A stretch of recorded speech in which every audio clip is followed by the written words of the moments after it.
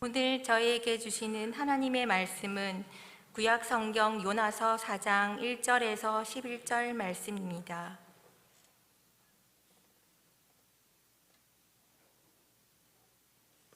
이제 들려지는 계시의 말씀 속에서 하나님의 음성을 들으시기 바랍니다.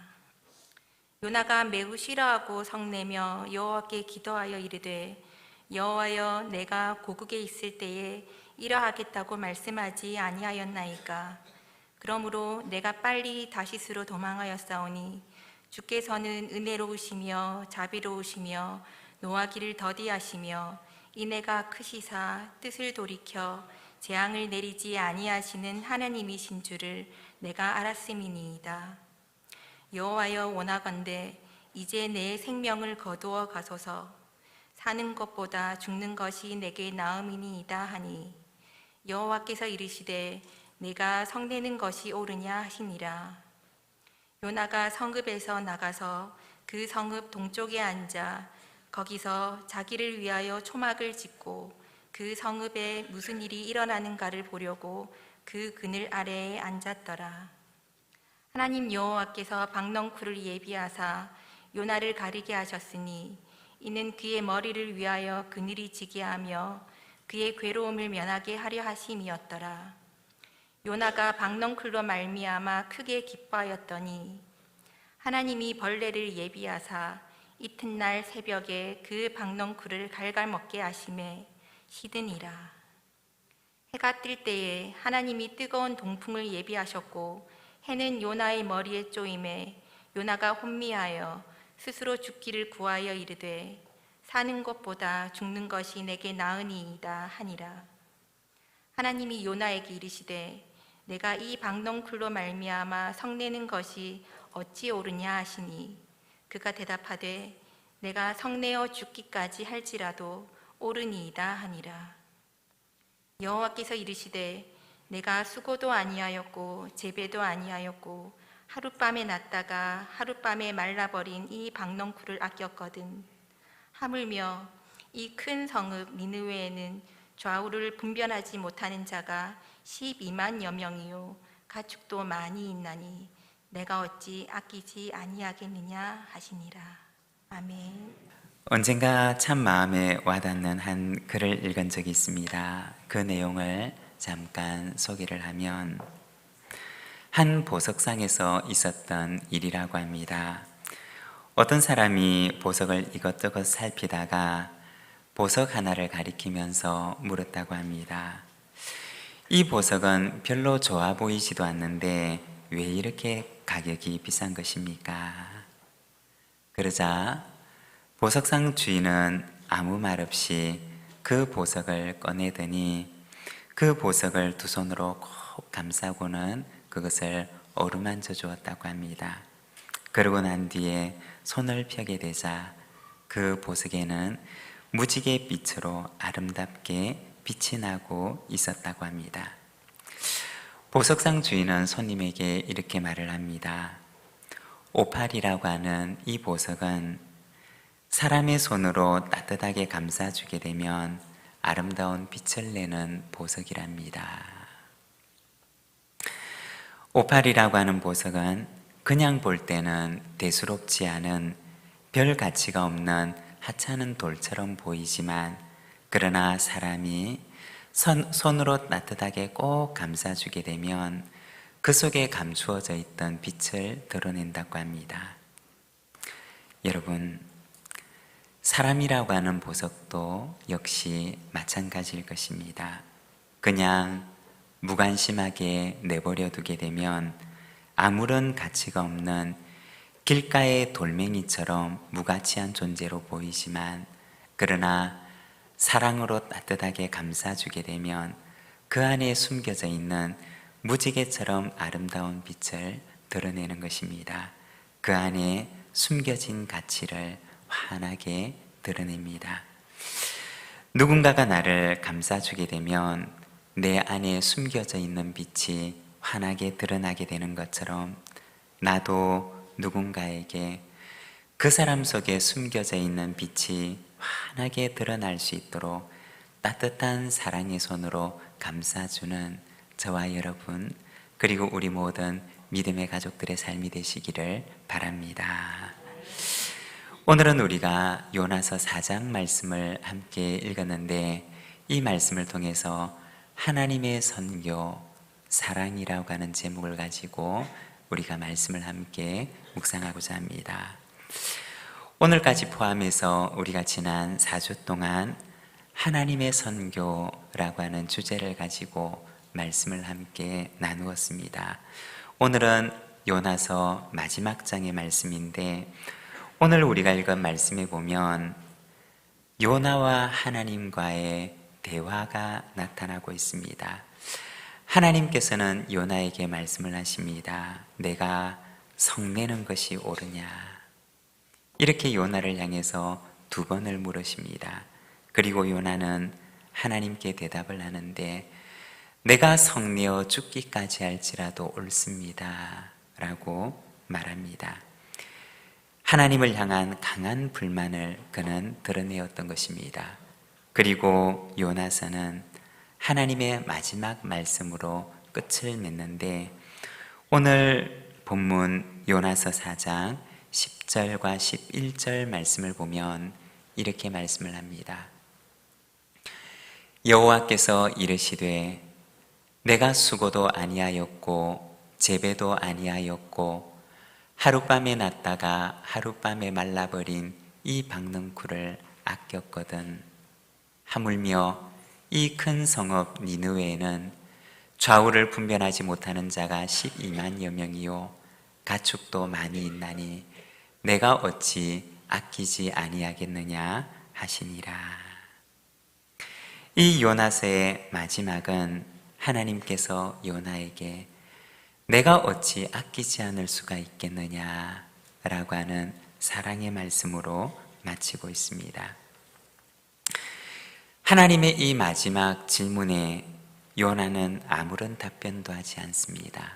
그리고 아무런 요나의 반응도 보여주지 않습니다. 하나님의 말씀 이 이후에 그 어떤 이야기도 기록하지 않고 이 요나서는 끝을 맺고 있습니다. 무엇을 말하는 것일까요? 이 질문은 어쩌면 요나를 향한 질문이 아니라는 것입니다. 이 질문은 요나라고 하는 그 한 사람을 향한 하나님의 질문이 아니라 이 요나서를 읽고 있는 모든 사람을 향하여서 하나님께서 말씀하시는 질문이라는 것입니다.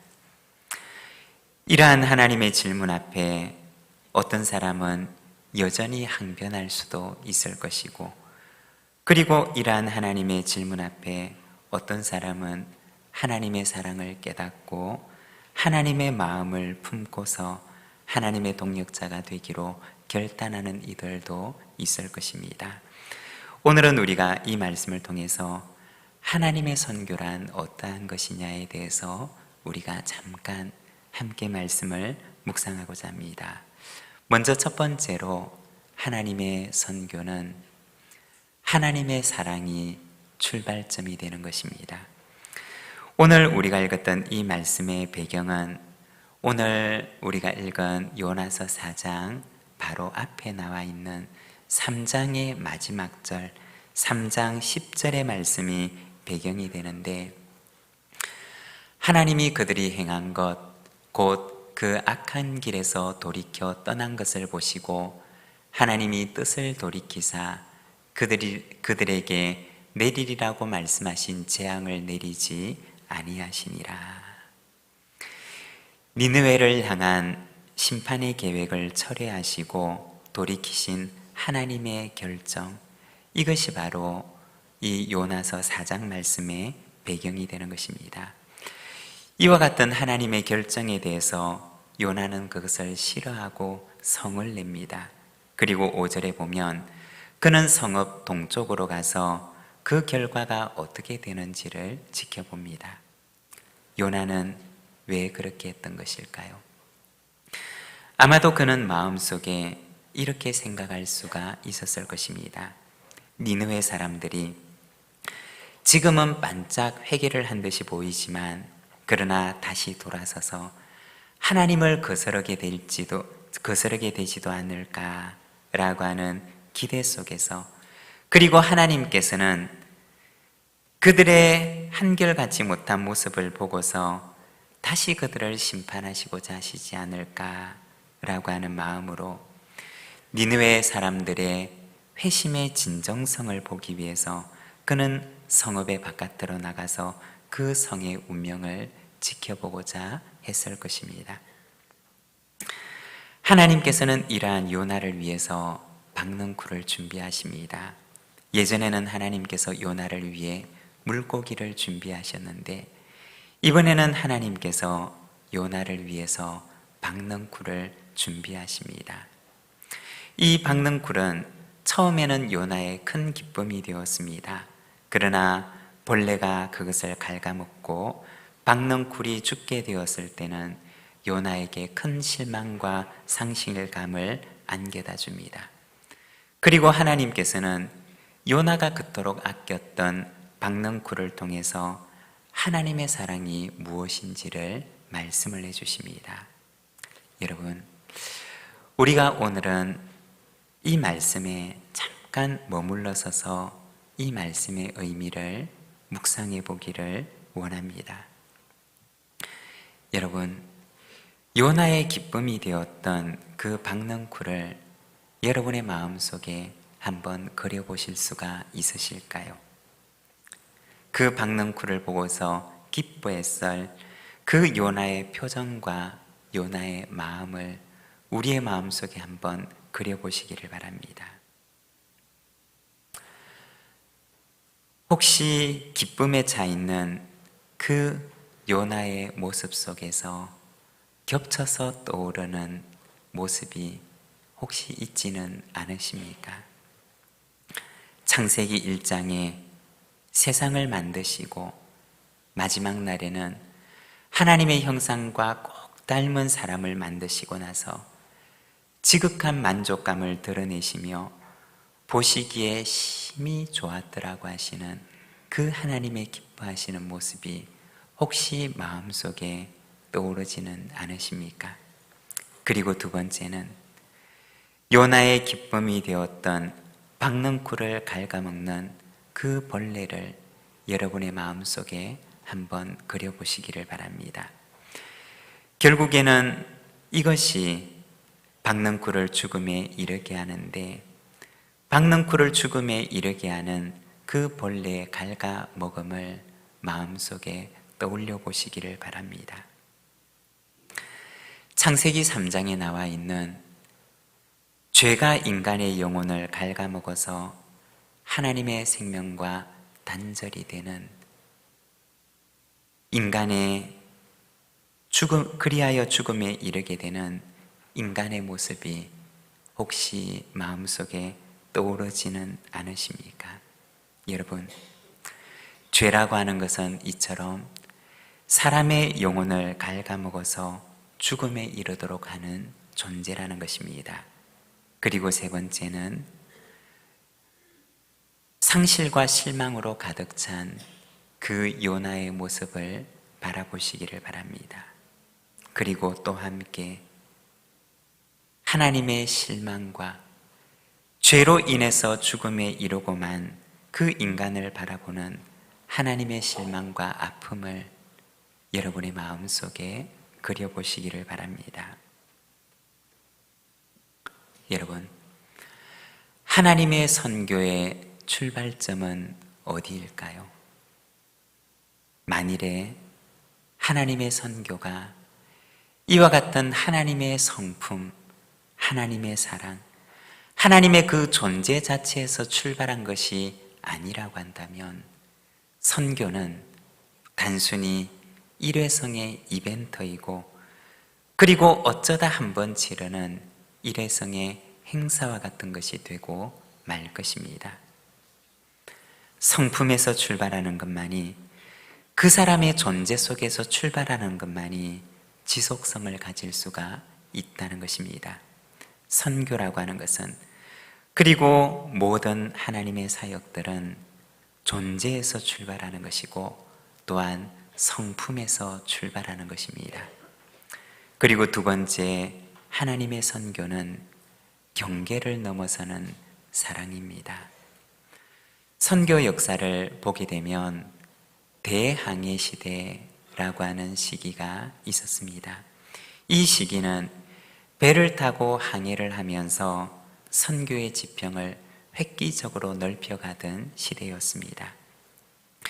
이 시기의 선교의 계명은 바다를 넘고 국경을 넘고 새로운 대륙으로 들어가는 것, 그래서 지리적인 경계를 넘어서는 것을 의미했었습니다. 그런데 그 이후에 이 선교의 계명에 조금의 변화가 찾아오게 되는데 종족이라고 하는 개념에 눈을 뜨게 됩니다. 그래서 사람들은 지리라고 하는 그 경계선보다 더 중요한 것이 있구나 라는 것을 알게 되는데 그것이 바로 종족이라고 하는 개념이었습니다. 그래서 한때는 교회가 미전도 종족을 향한 선교에 관심을 두고서 거기에 초점을 맞추어 선교를 진행했던 때가 있었습니다. 선교를 종족의 경계를 넘어서는 것으로 이해를 했던 것입니다.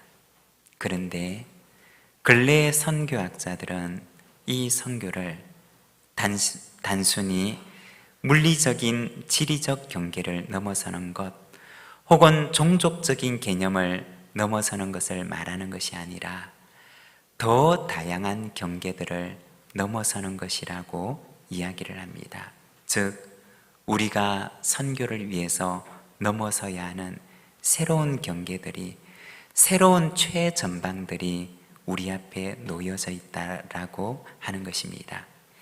선교가 필요한 새로운 최전방들이 우리 앞에서 생겨나고 있다는 것입니다. 몇 주 전에 우리 교단 신문인 한국기독공보에 지난 5월 세문안교회에서 열렸던 언더우드 국제 심포지움에 대한 기사를 보았던 적이 있습니다. 이 심포지움에 미국 보스턴 대학교에서 선교학을 가르치고 있는 기독교 선교 역사에 있어서는 세계 최고의 권위자 중에 하나인 데이나 로버트 박사의 강연이 있었습니다. 이때 이 심포지엄의 주제는 우리의 땅끝은 어디인가? 세계 기독교 시대의 지구촌 선교라고 하는 것이었습니다.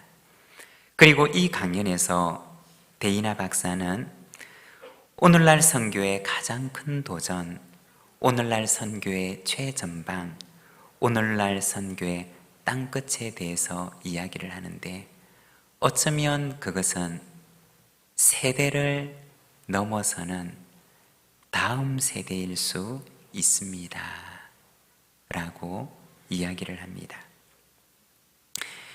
예전에는 선교를 위해서 지리적인 경계를 넘어서는 것이 중요하다고 생각하는 때가 있었고, 그리고 그 이후에는 종족을 넘어서는 것, 다른 민족, 그리고 다른 언어의 경계를 넘어서는 것이 중요했던 때가 있었습니다.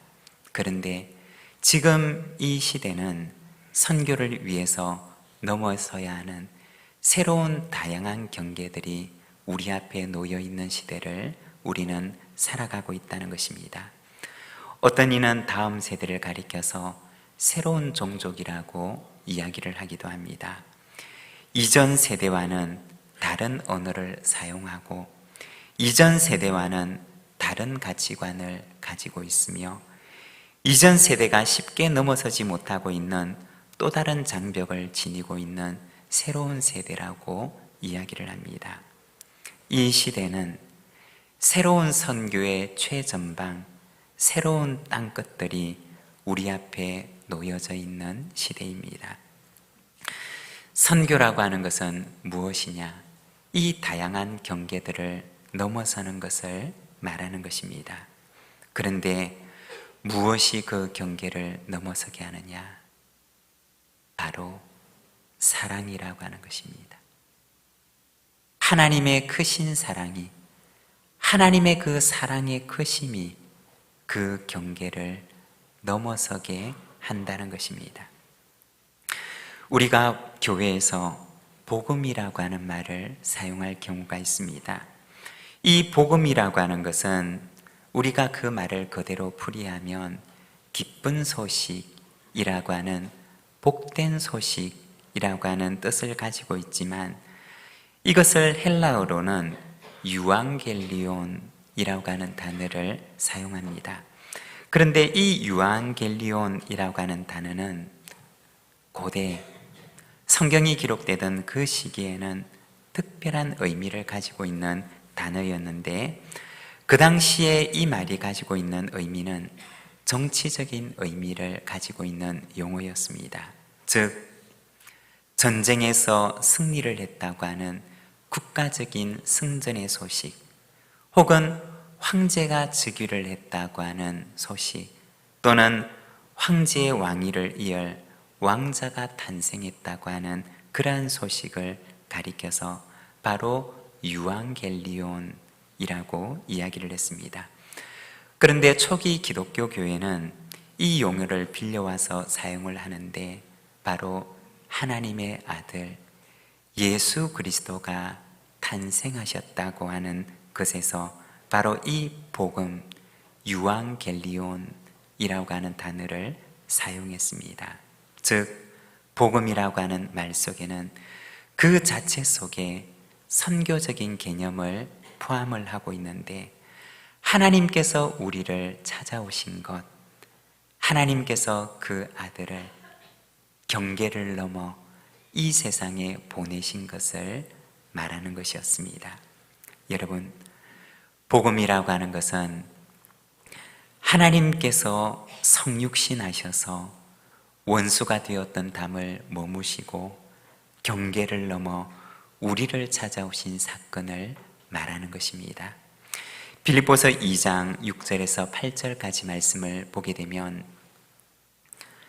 그는 근본 하나님의 본체시나 하나님과 동등됨을 취할 것으로 여기지 아니하시고 오히려 자기를 비워 종의 형체를 가지사 사람들과 같이 되셨고, 사람의 모양으로 나타나사 자기를 낮추시고 죽기까지 복종하셨으니 곧 십자가에 죽으심이라. 여기에 보면 하나님께서 그 경계를 넘어서기시기 위해서 무엇을 하셨느냐? 자기를 모두 다 비우시고, 그리고 그 경계를 넘어 사람과 같이 되어서 우리를 찾아오셨는데, 무엇이 하나님으로 하여금 그 경계를 넘어 우리에게 오시게 하셨느냐? 그것은 바로 하나님의 크신 사랑 때문이었다는 것입니다. 하나님의 그 사랑의 크심이 경계를 넘어 우리를 찾아오게 하셨다는 것입니다. 선교란 무엇이냐?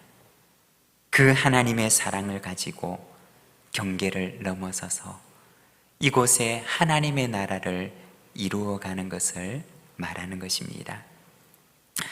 오늘 우리 앞에도 많은 경계들이 놓여 있습니다.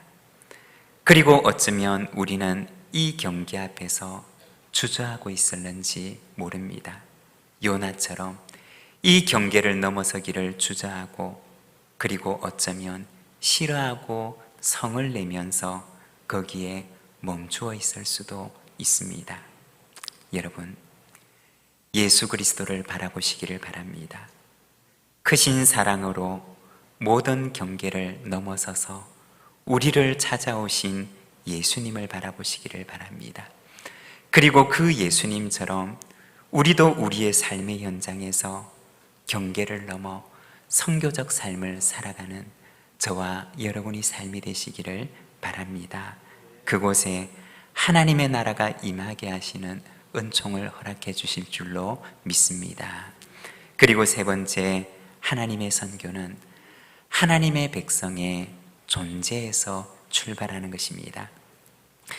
이 요나서를 보게 되면 이 요나서는 니느웨에 대한 이야기보다 요나에 대한 이야기를 더 많이 들려줍니다. 니느웨에서 일어났던 변화보다는 요나에게 일어난 변화에 대해서 더 초점을 맞추어서 말씀을 하고 있습니다. 왜 그런 것일까요? 선교에 있어서 가장 중요한 것은 바로 선교를 감당하는 그 사람, 하나님의 백성의 존재의 변화이기 때문일 것입니다. 언젠가 한번 소개를 한 적이 있는데, 한 번은 선교 세미나에 온라인으로 참여를 했던 적이 있었습니다. 그때 강의를 하시는 선교학 교수님께서 이러저러한 내용들을 가지고 강의를 하시고 나서 그 마지막에 스쳐 지나가시듯이 한 말씀이 있는데,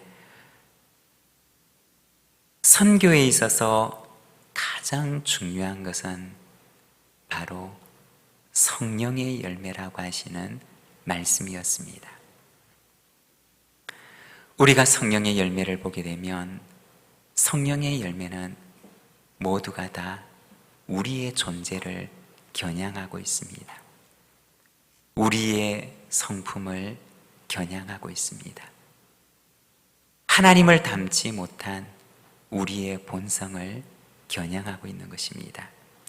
갈라디아서 5장 22절과 23절의 말씀을 보면 성령의 열매에 대해서 말씀을 하시는데, 오직 성령의 열매는 사랑과 희락과 화평과 오래 참음과 자비와 양성과 충성과 온유와 절제라고 말씀을 합니다. 성령의 열매는 모두가 다 우리의 존재 자체를 겨냥하고 있다는 것입니다. 그리스도를 닮지 못한, 사랑하지 못하는, 오래 참지 못하는, 충성하지 못하는, 자비하지 못하는 우리의 본성 자체를 겨냥하고 있다는 것입니다. 선교에 있어서 가장 중요한 것은 바로 성령의 성품으로 준비된 선교사의 존재 그 자체라는 것입니다. 이것이 바로 선교에 있어서 가장 중요한 핵심이기 때문에 이 요나서는 니느웨 속에 일어났던 그 많은 이야기들보다는 오히려 그 선교를 감당해야 하는 요나에 대해서 말씀을 하고 있는 것입니다.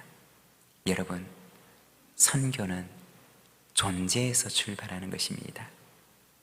하나님의 성품과 하나님의 그 사랑의 속성과 하나님의 그 존재에서 선교가 출발했던 것처럼 하나님께서는 나의 존재 속에서 하나님의 선교가 시작되기를 원하신다는 것입니다.